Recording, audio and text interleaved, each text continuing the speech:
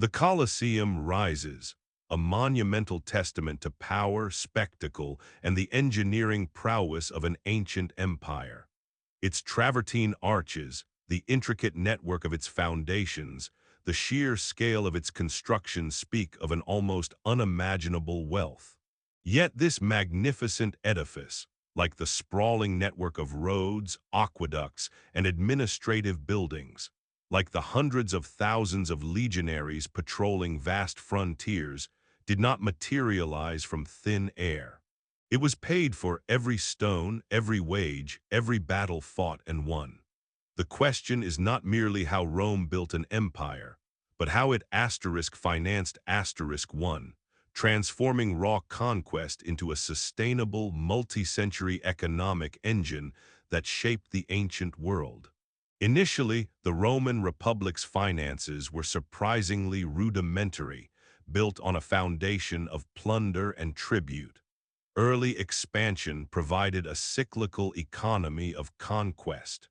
Victorious legions brought back vast quantities of gold, silver, and slaves, which funded further military expeditions.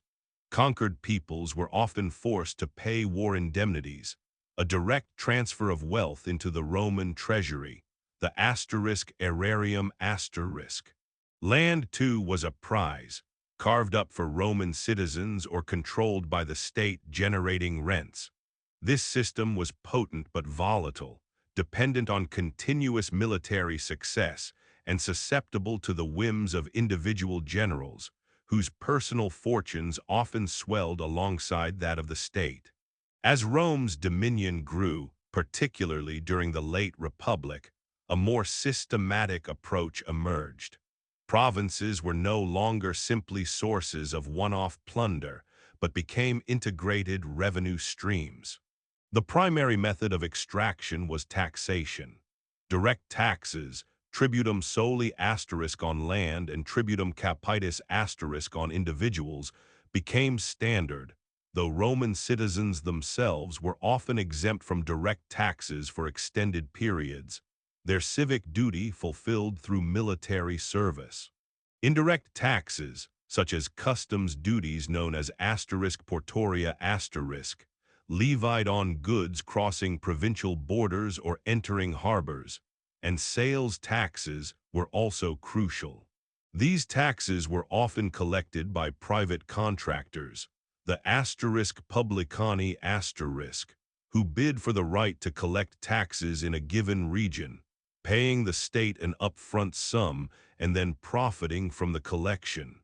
This system, while efficient for the state in guaranteeing revenue, was notoriously open to corruption and exploitation, leading to significant grievances among provincial populations.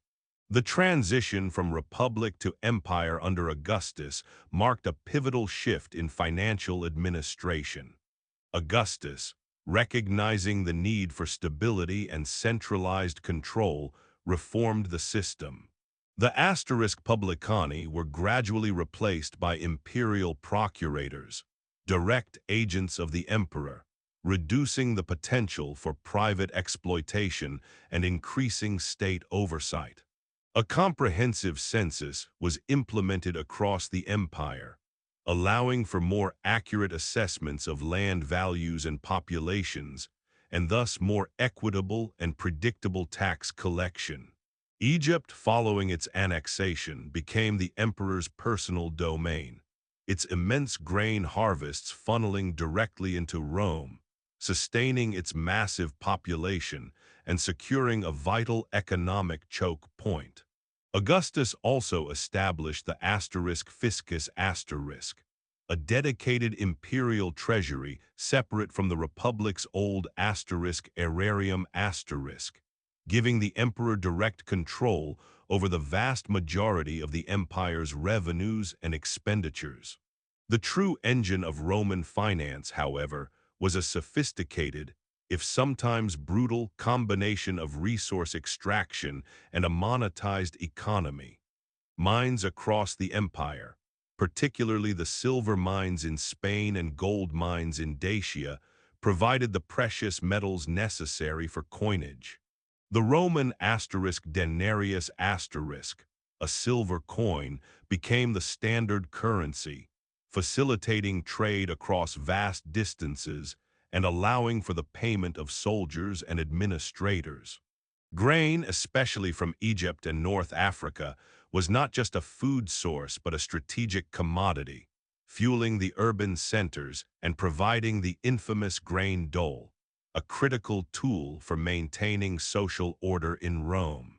Slaves acquired through conquest and trade formed a vast labor pool, powering agriculture, mining, and public works, a fundamental yet morally reprehensible aspect of the Roman economic model.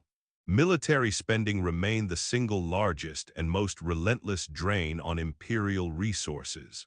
Legions, paid in coin and often with land grants upon retirement, required constant provisioning, arms, and logistical support.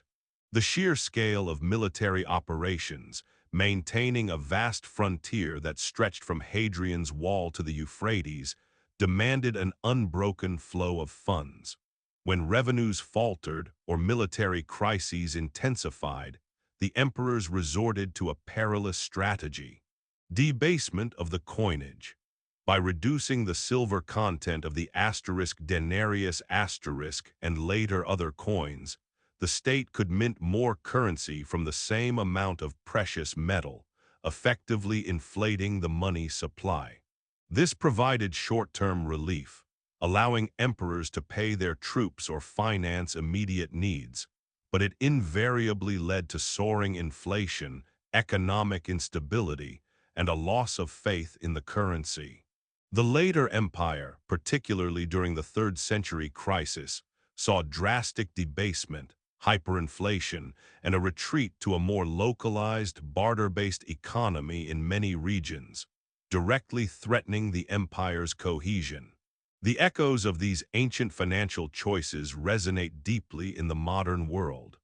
Rome's struggle to balance military might with economic sustainability, its reliance on taxation to fund public services and maintain infrastructure, and its eventual grappling with the corrosive effects of inflation are not unique to antiquity. The need for a stable currency, the challenges of revenue collection, the ever-present tension between centralized authority and provincial autonomy, these are perennial problems of statecraft.